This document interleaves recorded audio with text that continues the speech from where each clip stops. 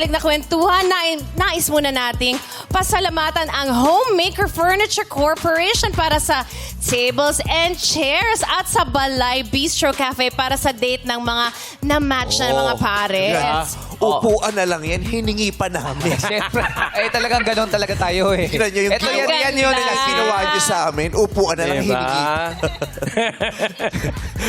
Ipinanglimus pa namin yan. Hikahus talaga tayo. Pero maganda naman kasi.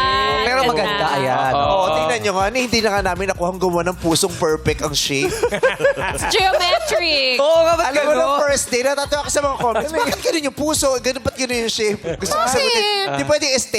Di ba ganyan yung mga aesthetic Yes. ng puso? Hindi mo kasi nag-gets. Oo, ito sa Twitter, kailangan i-explain mo konting kibot. Bakit ganyan yung shape ng puso? Nawala na yung tusok sa kabila. Oo. Nagtanong pa, bakit pula yung napkin? Basta puso yan. Baka Chinese yung caterer. I-explain mo talaga lahat. Yes, Lahat baby, ng sabihin. feelings Pinapungsyoy niya. namin yan. Ba't may ribbon yung likod? Baka bakla yung designer.